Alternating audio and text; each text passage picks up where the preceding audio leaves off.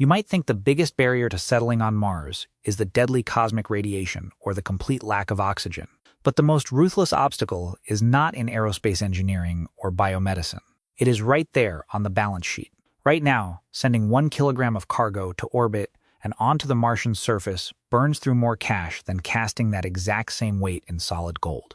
How do you build a permanent city on a desolate planet with a GDP of 0, no breathable air, and a 7-month commute through the harshest environment in the universe? For Mars to be more than just an expensive campground for scientists, it needs a complete business model. The counterintuitive truth is that Mars will not be conquered by rocket technology alone. It will be conquered by a sustainable cash flow structure. Going to Mars is not a flat-rate service or a single event. In macroeconomic terms, we can divide the development of outposts on the red planet into 3 core tiers, moving from pure capital expenditure to independent profitability. First is the scientific research station, or the McMurdo model. At its most basic level, this is a facility funded entirely by government tax dollars. A real-world example is the McMurdo Station in Antarctica, where governments spend massive budgets annually to sustain thousands of experts during the summer. This model has zero commercial profit mechanism. On Mars, a similar station would burn tens of billions of dollars every year. The defining trait of this tier is its total dependence on political enthusiasm back on Earth. If Congress cuts the budget, the station dies. Second is the ISRU logistics hub. At this more expensive and complex tier, the Mars outpost transforms into a B2B enterprise. This hub uses in-situ resource utilization to mine local resources, like synthesizing the atmosphere into methane and liquid oxygen. They sell this fuel to other national missions needing a ride back to Earth. The core difference here is that the station begins generating local cash flow, reducing reliance on financial bailouts from the mother planet.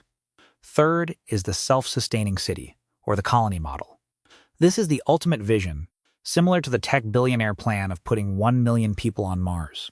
With a massive price tag spread across decades, this is no longer a space project. It is the creation of a new nation. The distinguishing feature of this tier is the formation of a closed-loop economy. Martian citizens pay for their own tickets, then work in local service, agriculture, or engineering sectors to cover living expenses. At this point, Mars officially has its own GDP. The most obvious cost everyone thinks of is building the rockets, but the real barriers lie in hidden costs and regulatory nightmares that outsiders rarely consider. First is the tyranny of the rocket equation. This is a non-negotiable law of physics. To bring an extra kilogram of cargo to orbit, you need extra fuel, and then you need even more fuel to lift that additional fuel. Everything you take to Mars, from a needle to a roll of tape to a water filter, is hit with a massive weight tax for the entire journey. Second are the geopolitical and property rights barriers. Under the UN Outer Space Treaty of 1967, no nation or individual can claim sovereignty over any celestial body. This creates a financial nightmare. If a private corporation spends tens of billions to build an underground ice mining network on Mars, who issues their land deed? If a competitor sets up a rig right next door, what law protects the initial investment? Without legal collateral, Wall Street banks will never approve massive project loans. The ability to raise capital is choked right from the start by the absence of private property rights. This is where we get to the core question. How does a Martian colony actually generate enough profit to offset those impossible initial costs? Forget the classic colonial ideas of mining gold, diamonds, or rare minerals to ship back to Earth. The enormous cost of interplanetary transport turns even the most precious materials into a massive loss by the time they land on Earth. The core monetization engine of Mars lies in a survival monopoly and data IP economics. Take a simple everyday example. The first Mars colony is like the only toll booth and the only gas station on a 1,000-mile highway stretching across a desert. Any organization that establishes the infrastructure to use the Sabatier reaction, combining Martian CO2 with hydrogen to create methane and liquid oxygen, becomes the sole fuel distributor for an entire planet. And here is the counterintuitive insight most people miss. The biggest profit does not come from exporting physical goods to Earth, but from selling survival to newcomers. Any nation wanting to land a crewed mission on Mars faces a physics problem. Bringing return fuel from Earth is simply too heavy and too expensive. They will have no choice but to buy fuel, clean water, and air from the existing private colony. This first settlement will own an absolute captive market. They can apply massive profit margins because if a customer refuses the price, the cost is being stranded forever. The second massive revenue stream is intellectual property. The technologies forced into existence to sustain life in the harshest environment, like near 100% efficient water recycling systems or ultra high-yield microgravity agriculture, will be patented. These technologies are then licensed back to corporations on Earth to solve climate change and resource depletion. Mars does not export minerals. Mars exports survival technology licenses. Operating a Mars colony is not like managing a standard multinational corporation. It is like managing a massive life support system where a single minor error in the supply chain is paid for in human lives. The actual operational workflow is entirely dictated by orbital mechanics.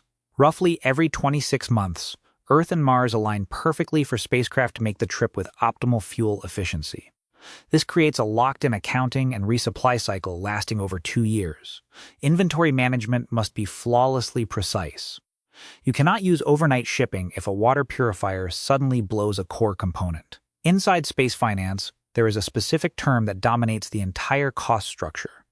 Let us call it the biological overhead tax.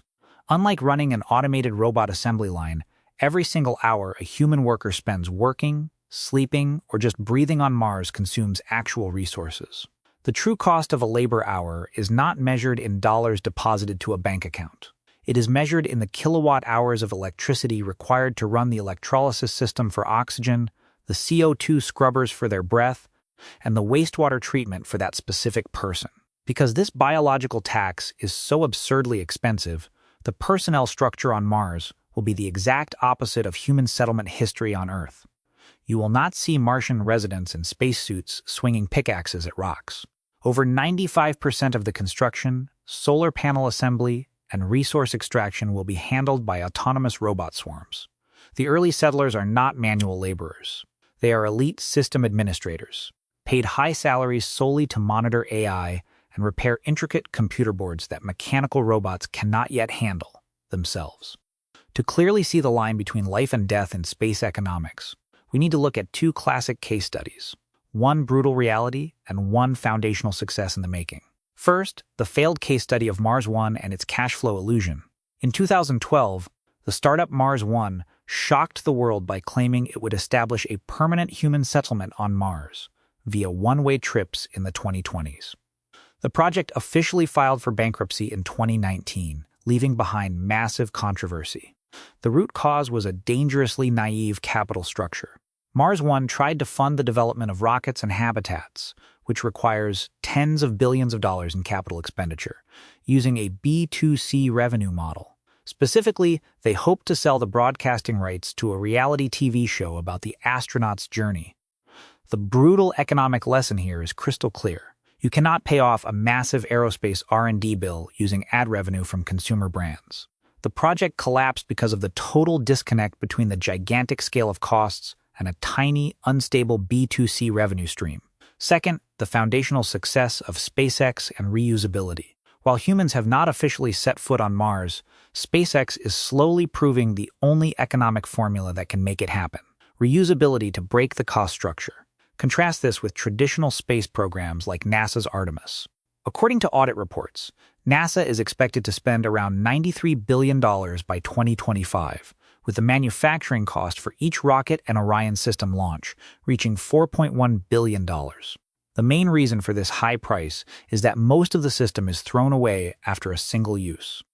In contrast, the SpaceX Starship is designed from day one to land and fly again constantly, exactly how commercial airlines operate planes.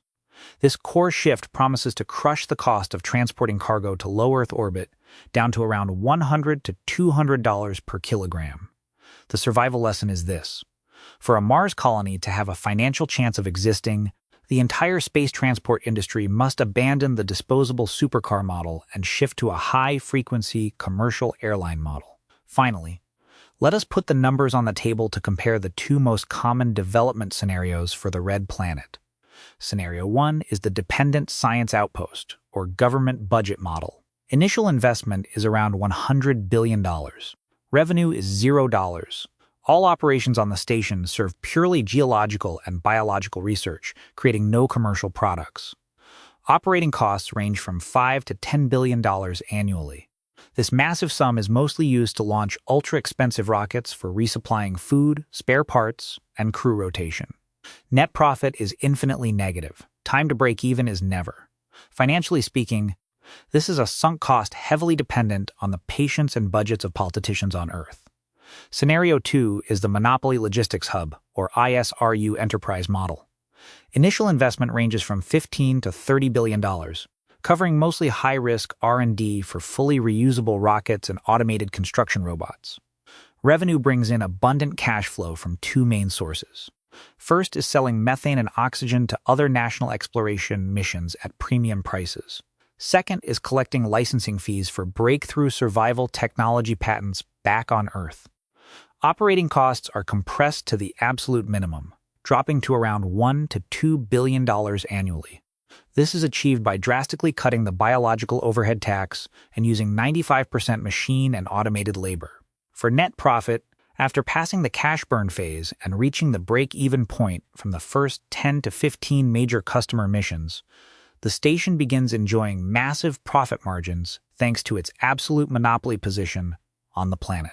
Time to break even is 15 to 20 years, a long period but perfectly aligned with patient capital from infrastructure investment funds.